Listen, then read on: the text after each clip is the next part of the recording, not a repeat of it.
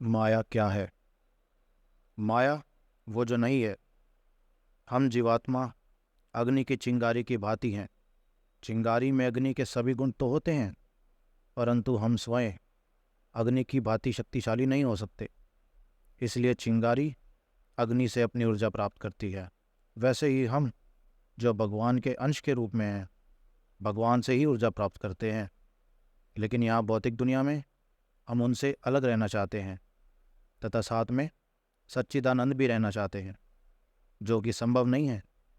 परंतु क्योंकि हम फिर भी ये अनुभव करना चाहते हैं, ऐसा करने के लिए भगवान ने हमारे लिए एक व्यवस्था की है, और उस व्यवस्था को कहते हैं माया। माया हमें एक ऐसे भ्रम में रखती है। हम यहाँ सच्चिदानंद का अनुभव कर अनंत आनंद पा सकते हैं। हमें हमेशा ऐसा भ्रम में रखती है कि अनंत आनंद बस एक कदम ही दूर है। मुझे ये मिल जाए, मुझे वो मिल जाए, फिर मैं खुश हूँ। ये धन, ये संपत्ति, सुंदरता, स्त्री, यश, इन सब की इच्छाएं दिला के हमें भ्रम में रखती है कि इन इच्छाओं की पूर्ति के लिए हम वो परम सुख प्राप्त कर लेंगे। पर वो सब मात्र वही है। क्या? भ्रम। तो आइए हम ये समझते हैं कि माया कैसे काम करती है। सरल शब्दों में समझे तो माया का काम है हमें ये सोचने पर विवश करना कि यदि हम ऐसा करेंगे या वैसा करेंगे तो हमें ये मिलेगा या वो मिलेगा, फिर अनंत रूप से सुख प्राप्त होगा। परंतु जब हम ऐसा करते हैं तब कोई सुख प्राप्त नहीं होता। फिर से वो एक नया छलावा देती है कि अब ये पालो तो सुखी हो जाओगे, और फिर पाने के लिए हम दिन रात गधे की तरह मेहनत करते हैं, परंतु अंत में वे मात्र सुख की मृग तृष्णा ही सिद्ध होती है। और ऐसे ही हमें माया सुख दुख और जन्म मृत्यु के चक्र में फंसाए रखती है।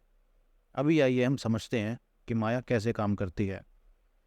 तो संपूर्ण भौतिक प्रकृति तीन गुणों से बनी है: सात्विक, राजसिक और तामसिक।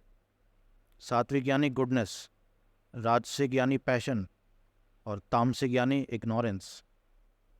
जब एक जीवात्मा भौतिक प्रकृति के संपर्क में आती है तो वे इन तीन गुणों से बद्ध हो जाती है। सात्विक गुण में हम खुश, ज्ञान, कृतज्ञता और संतुष्टि की भावना अनुभव करते हैं। सात्विक लोग अहंकार तथा मोह से मुक्त होते हैं, उत्साह एवं दृढ़ संकल्प से प्रसन्न होते हैं तथा असफलता और सफलता में अचल रहते हैं। राजसिक गुण में हम अंतहीन इच्छाओं, लगाव, असंतोष और क्रोध को अनुभव करते हैं, जो हमें भौतिक फल की प्राप्ति के लिए कार्य करने के लिए प्रेरित करता है। राजसिक लोग कर्म के फल के लिए तरसते हैं। वे लोभी, हिंसक स्वभाव वाले, अशुद्ध होते हैं और सुख दुख से निरंतर प्रभावित होते रहते हैं। तामसिक गुण वाले लोग आलस्य, पागलपन, निद्रा, निष्क्रियता का अनुभव करते हैं तथा अपने ज्ञान को ढककर भ्रम में रहना पसंद करते हैं कि उन्हें सब कुछ आता है। तामसिक लोग अनुशासनहीन, अशिष्ट, हठीले, एक दूसरे के साथ छल करने वाले, आलसी, निराश और हर काम में विलंब करने वाले होते हैं। देखिए, हमें यहाँ यह समझना है कि ऊंचा या नीचा मनुष्य जाति से नहीं होता, अपने कर्म से होता है। अब हम जैसी इच्छाएं रखते हैं उसके आधार पर प्रकृति के ये तीन गुण हमें कार्य करने को प्रेरित करते हैं। फिर इन कार्यों की प्रकृति के अनुसार या तो पुण्य कर्म के फलों का आनंद भोगना पड़ेगा या पाप कर्मों की सजा भोगनी पड़ेगी। हमें इस भौतिक ब्रह्मांड में बार बार जन्म लेना पड़ता है। हम सोचते हैं कि हम प्रकृति के नियमों को तोड़ मरोड़ कर उसमें से जितना हो सके सुख और आनंद निचोड़ लेंगे, परंतु होता यही है कि प्रकृति को भोगने के लिए प्रयास में हमें उसकी जटिलताओं में उलझना पड़ता है, और कुछ अस्थायी सुख की खोज में हम स्वयं को दुख के इस भवसागर में हमेशा के लिए बंदी बनाए रखते हैं। इस भौतिक प्रकृति को भोगने का हमारा ये भ्रामक संघर्ष अनादिकाल से चला आ रहा है, और हमें हमेशा उसमें भरे घोर दुख को अनदेखा करना। हमारे गुरु भौतिक जगत में मिलते इन छोटे से सुख की तुलना चूहे के जाल में लटके पनीर के टुकड़े से करते हैं, जिसे पाने के लिए चूहा स्वयं खुद को उस जाल में फेंक देता है। जैसा हम अपने आप को अटल दुखों से भरे इस भौतिक अस्तित्व में फेंक देते हैं। परंतु कौन से हैं वो अटल दुख, आइए जानते हैं। भौतिक संसार के 4 अटल दुख हैं: जन्म, मृत्यु, बुढ़ापा और रोग। ये 4 दुख ब्रह्मांड के हर जीव के लिए निश्चित हैं, जिनसे कोई नहीं बच सकता। तथा इनके उपरांत 3 प्रकार के अचल दुख तो हैं ही। तो दुख भी 3 प्रकार के होते हैं। आदि दुख, ये दुख जो हमारा अपना तन और मन हमें देता है, जैसे कि बीमारियां, घाव, निराशा, चिंता, व्याकुलता, मानसिक त्रास एवं पीड़ा।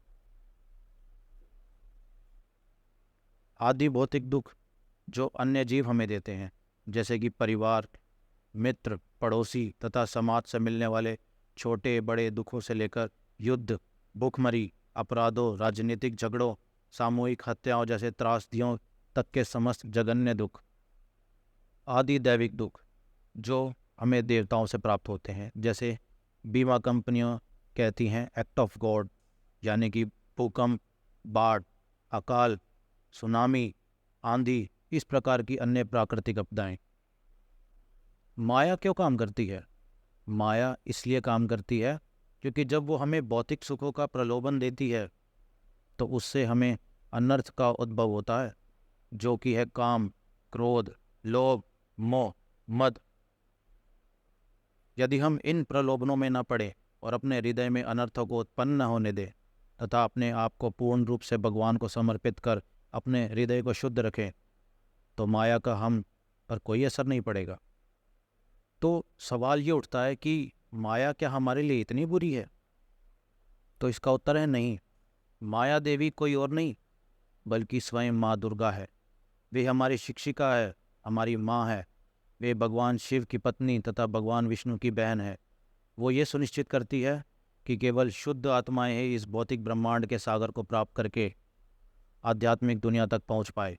ये सुनिश्चित करती है कि आध्यात्मिक दुनिया में रहने वाली शुद्ध हृदय वाली जीवात्माएं हमारे जैसे कामी, क्रोधी, लोभी और ईर्ष्यालु हृदय वाली आत्माओं से परेशान ना हो। इसलिए हमारे गुरु इस भौतिक संसार की तुलना एक जेल से और माया देवी की जेल मालिक से करते हैं, जो ये सुनिश्चित करती है कि कोई भी जीवात्मा अपने हृदय को शुद्धिकरण किए बिना भौतिक जगत की जेल से बाहर न जा पाए। तो माया का उद्देश्य क्या है? माया का उद्देश्य है हमारी इच्छाओं को शुद्ध करके हमें भगवान के सेवक के रूप में हमारे मूल भाव स्वभाव की अनुभूति कराना ही, जो कि हम वर्तमान में प्रकृति के भोक्ता होने के भ्रम में जी रहे हैं। जैसा ही हम ये परम सत्य को समझ जाते हैं, हम माया के सभी प्रभावों से मुक्त हो जाते हैं और भगवान के साथ अपने शाश्वत संबंध को फिर से स्थापित कर हमारे शाश्वत घर अध्यात्म जगत को वापस लौटकर भगवान के पास वापस लौटकर सदैव के लिए सुखी हो सकते हैं।